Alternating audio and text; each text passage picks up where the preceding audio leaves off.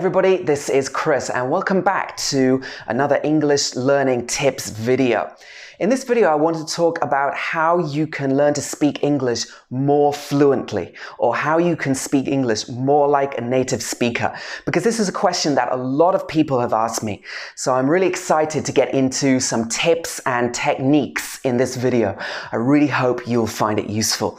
I want to talk about three different aspects. Number one is the physical aspect, how you can learn to speak English more fluently by getting your mouth used to speaking English. It's easy to be able to understand what people are saying, but actually speaking yourself is a very different thing. It's a skill that you need to practice. You can't just listen to a lot of English and read a lot of English. You actually need to get your mouth around speaking English. So one thing that you can do is practice speaking English on your own at home, and it's quite easy to practice doing this. You can find a text in English, let's say online, and you can practice reading out loud. And one thing that I like to do is to record myself speaking in a foreign language. This actually gets you used to the mechanics of speaking English. I know when I was learning Spanish, it was really hard to actually get my mouth around all of these different words. But the more you actually practice speaking out loud, the easier it will be and the more confident you will be. You can play the recording back to a friend or yourself, or you can find a teacher to listen to the recording and to give you some tips and to try to tell you where you can improve. But just doing this practice will make you more confident. You can also practice shadowing. What do I mean by shadowing? This means that you find a video or an audio file in English and you speak along with the native speaker.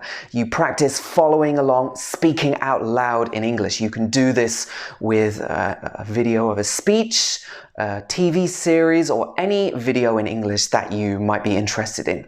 So just speaking along, practicing along will help you to improve your speaking.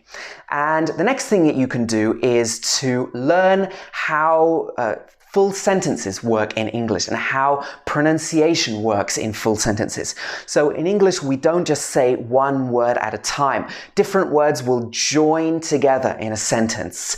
So you need to learn how this works. I've got some videos about this on my channel as well.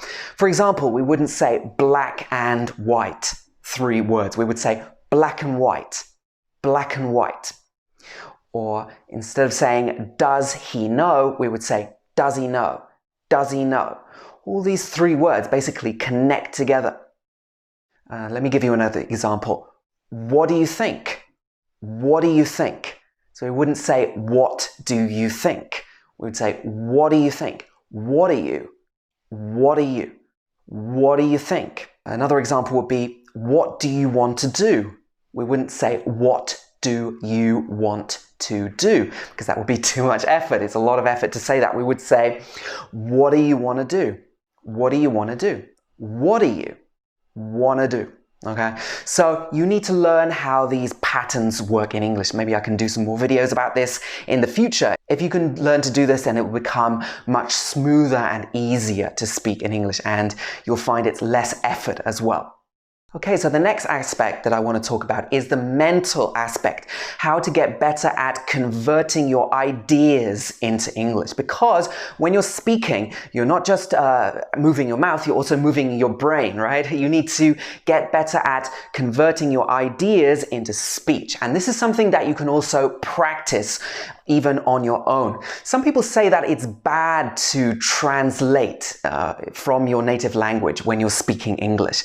But in my experience and in my opinion, at the very beginning, when your English is not so good, to a certain extent, you may have to, or you may be translating from your language into English. And this is also something you can practice. You need to practice thinking in English. When you are speaking, you can practice thinking, how do I say that in English? You can look things up in the dictionary. You can look up words. When other people are talking, you can practice thinking in English. How do I say that in English? And thinking in your head about how you say things in English. You can think about something you've seen that day. You can practice speaking. You can practice telling stories in English. You can also practice when other people are speaking. You can think, how do I say that sentence in English? This will really help you to get quicker and better at converting your ideas into English. You can practice recording, let's say, a 1-minute video every day about a different topic. You can practice making a video blog, and this will get you better at expressing yourself in English. The more you do it, the better and the more confident you will feel. Another thing that you can do to get away from actually translating in your head is to learn whole sentences or whole phrases in English.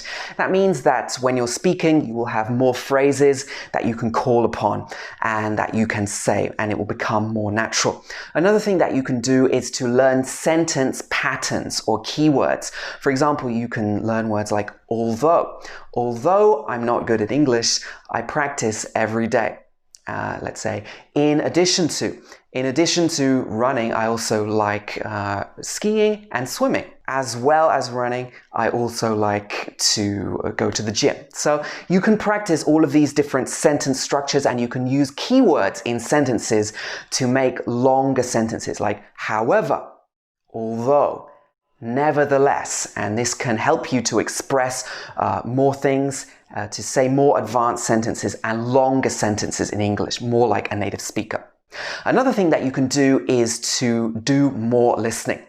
Of course, it's not enough to just listen, but the more listening you do, the more English you will have floating around in your head, and the more you will be able to say when you want to speak. So you can listen to TV series, podcasts, and so on, whatever you're interested in. But beware of the listening trap. You can't just listen to English. You may listen to a lot of English and you think that you can also speak English well, but you actually need to practice speaking as well. So this is the next point. Try to create as many opportunities as you can to practice speaking English. That could be conversation practice with a friend. It could be a language exchange.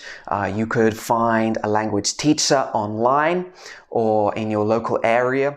You could try to find classes online or WhatsApp groups or Facebook groups online. You can use language learning apps like italki and HelloTalk. These are all good ways to find native speakers, but you need to try to practice speaking as much as you can, preferably with native speakers.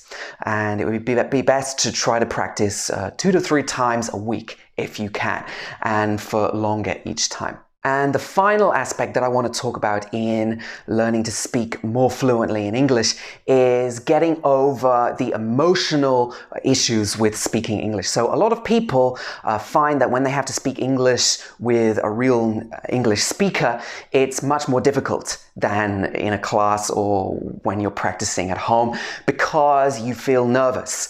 You feel that the other person may be judging you, and you find that as soon as you're speaking to a real person, you speak a lot less well. And this is normal. We need to accept that you're going to be more nervous at the beginning when you're speaking with native speakers. So you need to practice this, and you need to not be too harsh on yourself.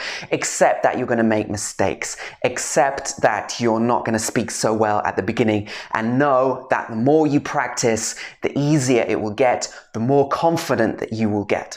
And the more confident you get, the more fluently and relaxed you will feel. It's important to feel relaxed when you're speaking a foreign language and not nervous. But this is just something that comes with practice.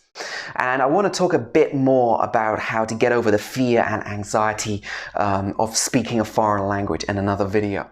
So these are the 3 aspects that you need to think about. I really hope the tips in this video helped you. If you like this video, do remember to click the like button and also subscribe to my channel to get all of my videos. Hit the bell icon so you get notifications about each new video that I publish. Also, you can go to my website, speakenglishwithchris.com, and you can read the full post to get the full information about what we've talked about in this video and all of my latest updates. And that's all for this video. I hope you found it helpful. Let me know if you have any tips in the comments, and I will see you again next time. Bye-bye, everybody.